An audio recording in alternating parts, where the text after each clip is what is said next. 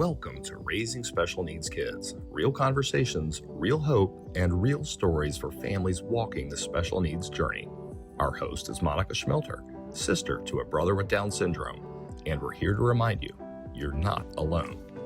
Well, I'm Monica Schmelter, and I want to welcome you to the Raising Special Needs Kids podcast. And today we have one very special young man that we're going to be talking about, and his name is Bennett. And Bennett means little blessed one, and Bennett has definitely been a blessing to his family. And we've got Bennett's mom here today, April. April, so good to have you. Thank you for having me. So, I want to hear about little blessed one. Oh my, so much personality in one little human. Bennett is an only child, and we were married for 8 years before we decided we were even ready to have a child. And when we, decided we were going to start out on that journey, we had no idea how Bennett was going to come into our lives and just turn it completely upside down in the most wonderful ways. And it's like every night when we're doing our bedtime routine, my husband and I look at each other and we're like, could you imagine life without him? What did we even do before he was born? And we thank God every single day that everything unfolded the way that it was supposed to with Bennett, and the way that we waited as long as we did, and he has really completed our marriage and our lives, and we're just so thankful that he's ours. And I truly believe that God gives special needs children to the right families, and that it's a blessing to steward and a gift. And that's what I hear you saying all the way, April. What's your husband's first name? My husband's Brandon. Brandon. So April and Brandon Booten? Yes, ma'am. Did I say that right? Yes, Okay. You did. So when did you find out that Bennett had Down syndrome? So we were about 12 weeks into the pregnancy, and I was having just some complications. We couldn't figure out what was going on. Around 8 weeks, I had some pretty heavy hemorrhaging, and we couldn't figure out what was going on, but we had ultrasounds and figured out that the baby, we didn't know if it was a boy or a girl, was still there. And so my doctor said around 12 weeks, come in and let's take another look. And at 12 weeks, we had this beautiful ultrasound. This baby was just bouncing all around in there, and we were just elated. And they sent us back out to the waiting room. And we had this whole sleeve of ultrasound pictures. We were just like giddy. We were so happy. And the doctor came in, and I noticed he had the same reel of pictures that I had, except his had yellow lines drawn on them.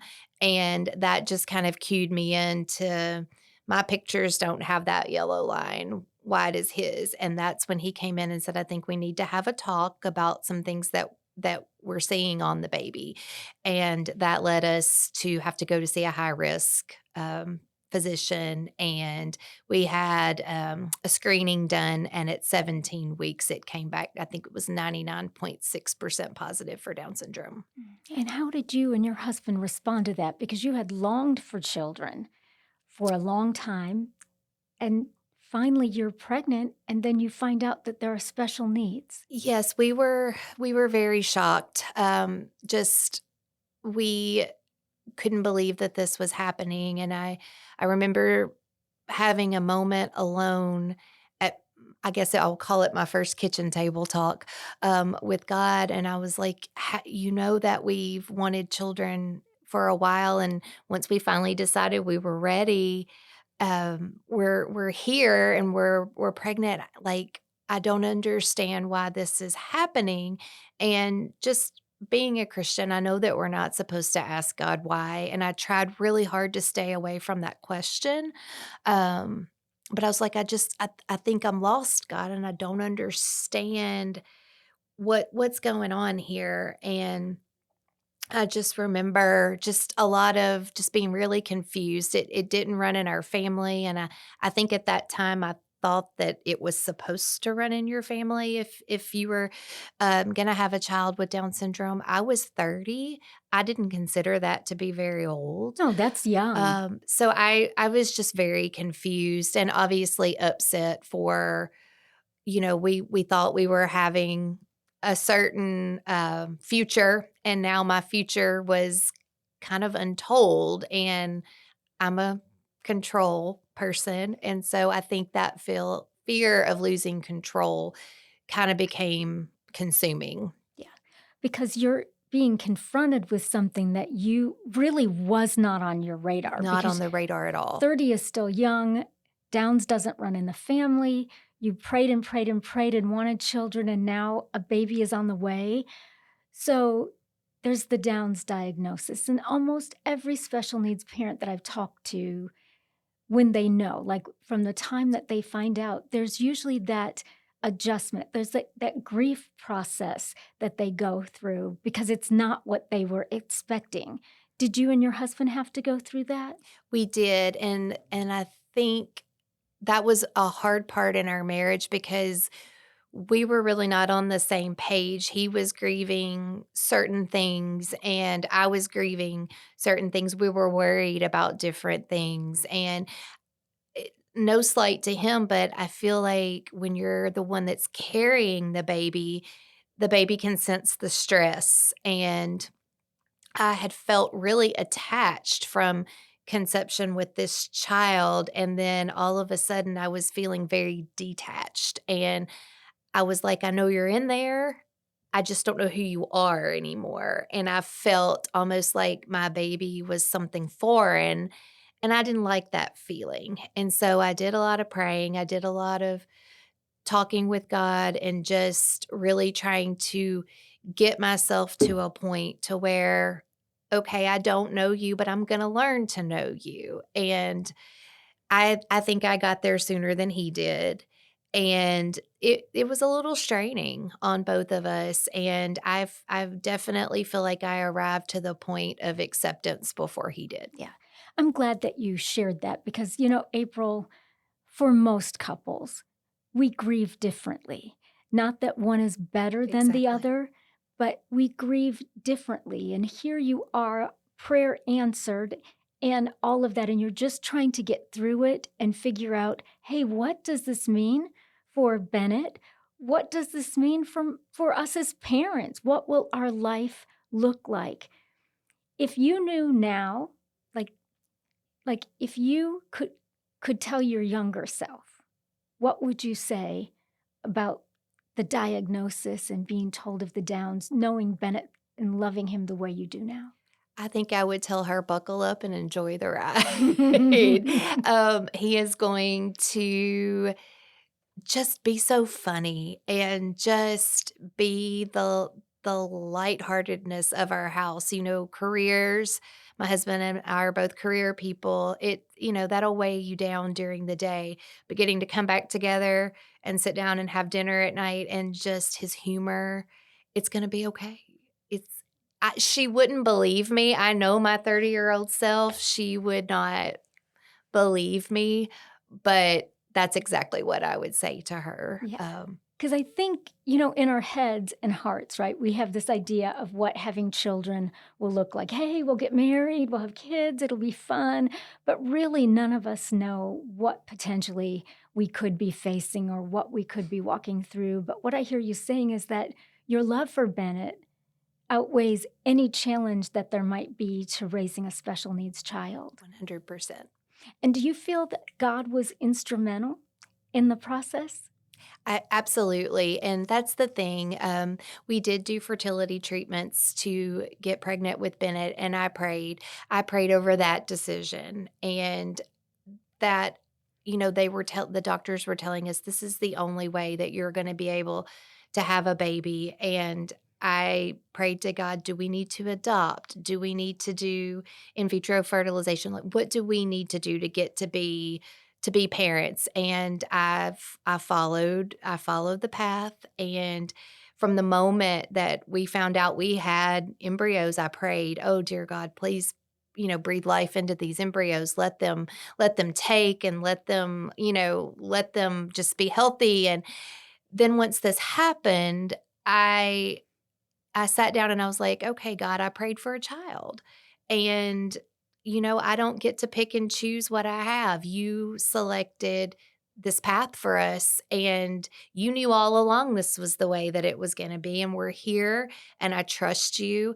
And while I just wanted to be a regular parent, I didn't want to be a special needs parent. You saw something in us that you believe we could do this." And that is when I finally, I think, got to the point of being okay, was when my control part of myself let go and said, "I have to trust you have a plan, and you see something in this marriage and us that we can do this, and it's going to be okay, and I'm just going to let you take the reins from here," which is so hard for somebody like me. But I had prayed to get pregnant. I was pregnant. I had prayed all through the beginning when there was, troubles with the pregnancy. And yet here we were, still going strong, second trimester, and thriving. And God was there 100% the whole time. Yeah.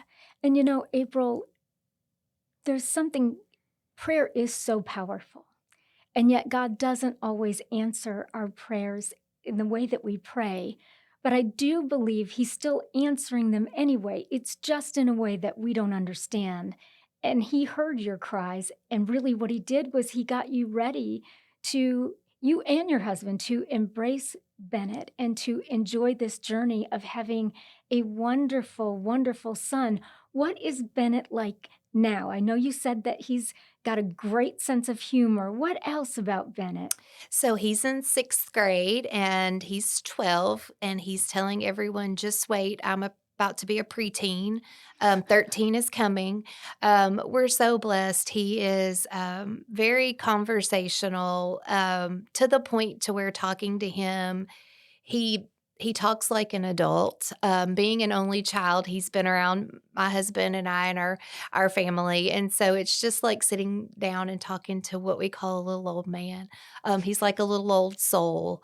Very compassionate with babies. I have two nephews that are little, and an older nephew, and he's just so much compassion for little children. He loves to play baseball, he plays basketball, he does bowling, he horseback rides, and we swim.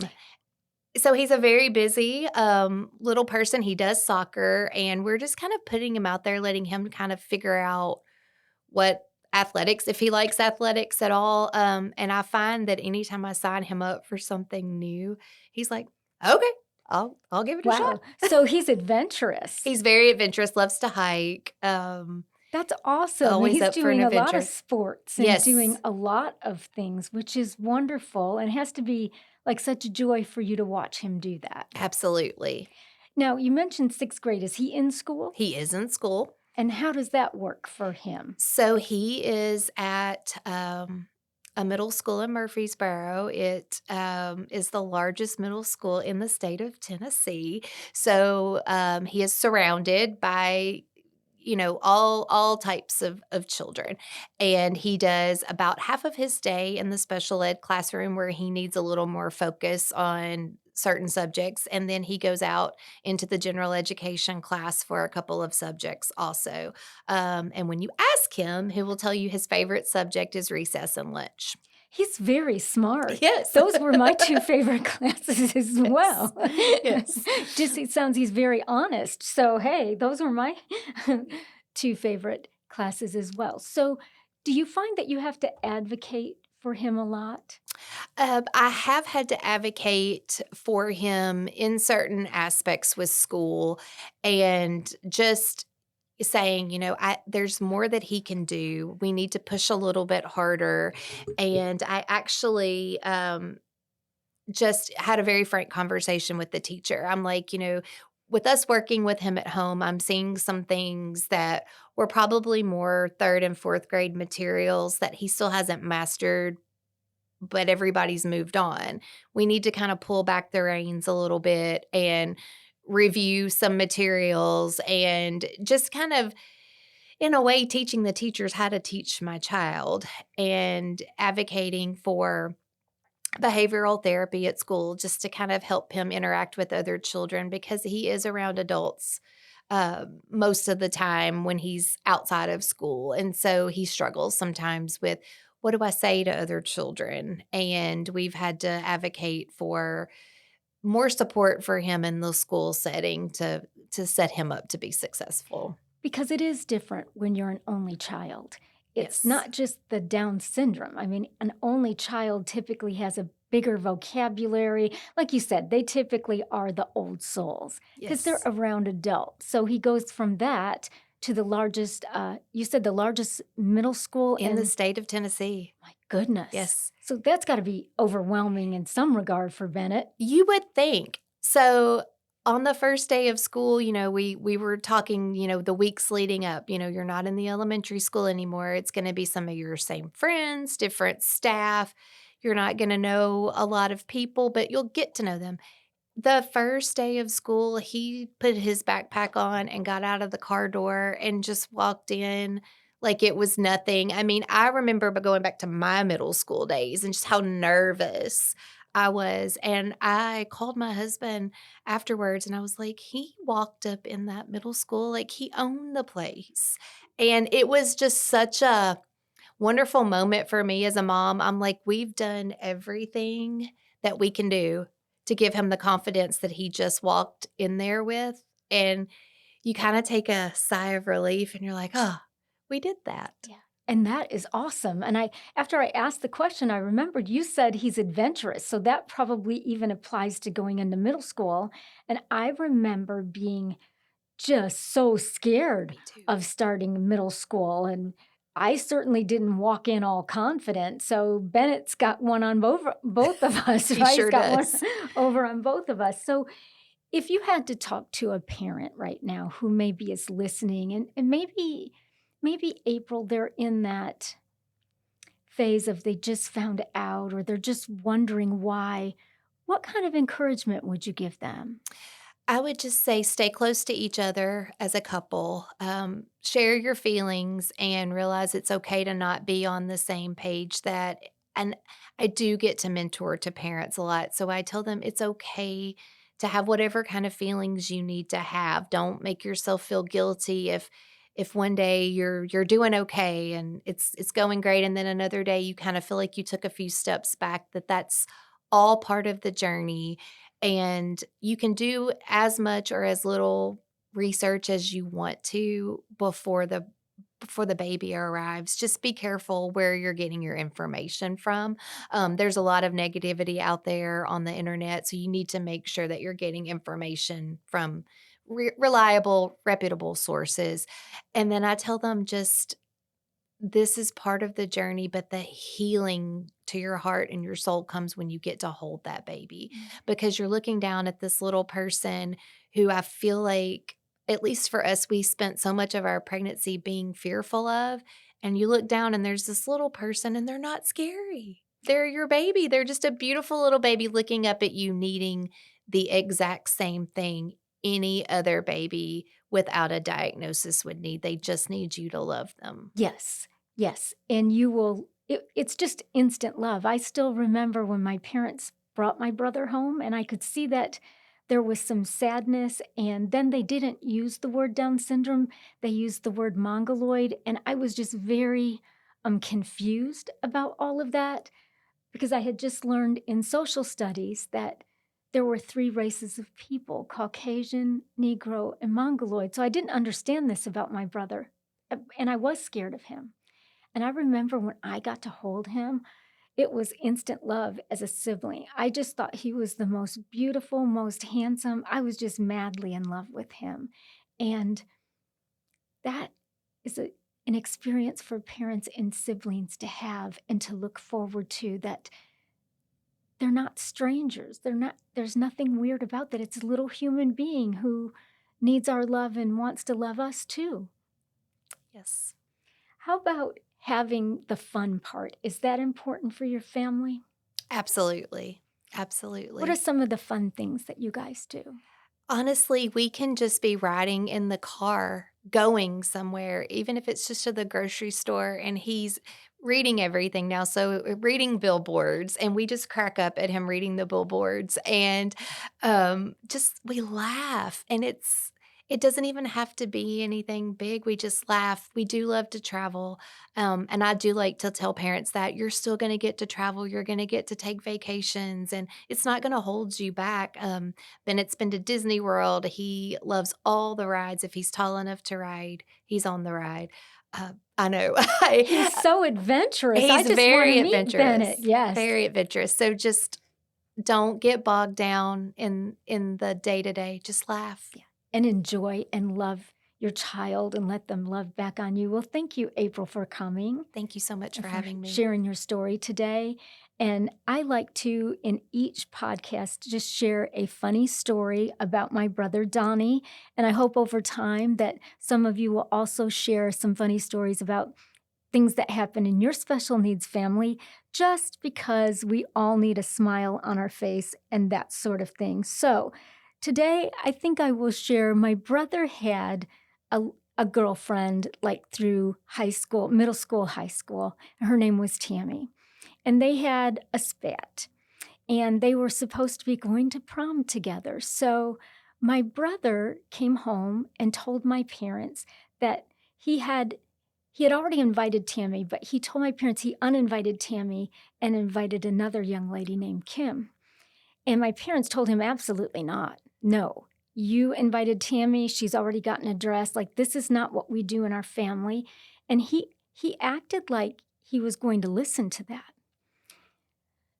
So he gets to the prom and he goes there with Tammy because that's what my parents say. There's a limo. They take pictures, all the fun things. And Kim comes walking up to him as the date.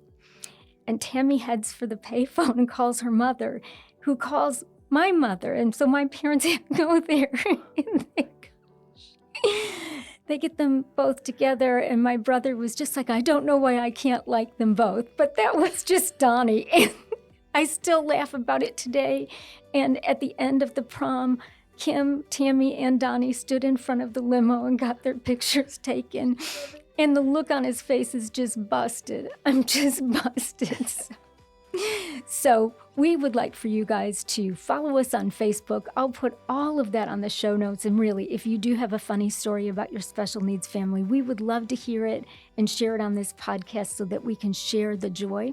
We want to be able to share the challenges and the joys of raising a special needs kid. And we'll be back with more of that next week. Thank you for listening to Raising Special Needs Kids, a safe place for honest stories, practical help, and a whole lot of encouragement. We are so glad we're on this journey together, and we will see you next time.